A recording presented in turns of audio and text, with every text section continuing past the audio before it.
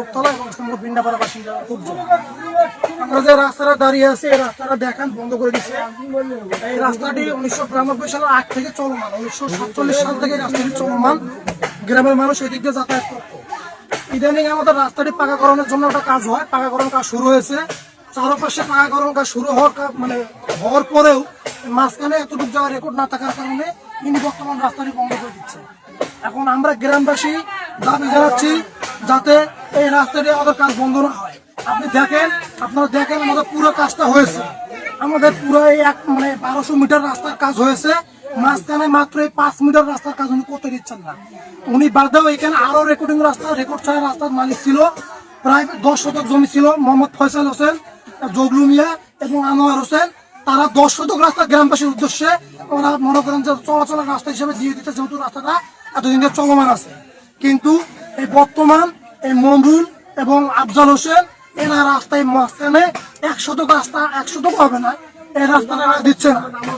উনি আমাদের গ্রামবাসী 3-4 গ্রামের 400-500 মানুষের এই রাস্তাটির জন্য রাস্তা আমরা চলতে পারছি না। উনি এখন রাস্তাটি আটক দিয়েছে। আমরা মাননীয় ইউনো মহোদয় এবং মাননীয় জেলা প্রশাসক মহোদয় এবং আমাদের সহকারী কমিশনার ভূমি বিটে পুকুর, আমরা তার কাছে ছাত্রদের কাছে জোর দাবি জানাচ্ছি আমাদের গ্রামবাসীদের চলমান রাস্তাটি আমাদের যাতে করে উদ্ধার করে দেওয়া হয়, আমরা যাতে রাস্তাটি সুন্দরভাবে পাকাকরণের কাজ হয় এবং আমরা চলাচল করতে পারি। 2-3 গ্রামের মানুষজন আমরা রাস্তায় আটক আছি, আমরা এটা সুস্থ একটা প্রতিঘাত চাই।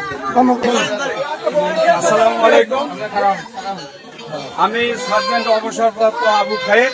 আমি এই রাস্তাটা এখানে শুধু আধা শতক রাস্তা মমিনুল দিতেছে না, সে ব্যারিকেড দিয়ে রাখছে। আমি ব্যক্তিগতভাবে আমার পরিবার থেকে প্রায় 10 শতক জমি এটা দিয়ে করিয়ে দিছি। আমি অনুরোধ করব এই এলাকাবাসী তথা প্রশাসন তথা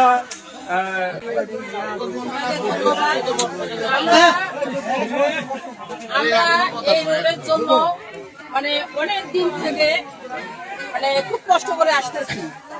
ইদানিং আমরা যে কোনো একজনের অনুভবে রাস্তাটা পাইছি, কিন্তু পাওয়ার পরে এই মমিনুর রাস্তাটা এখানে এসে ব্যারিকেড দিয়ে দিচ্ছে, রাস্তা পুরেও অর্ধেক নিয়ে গেছে।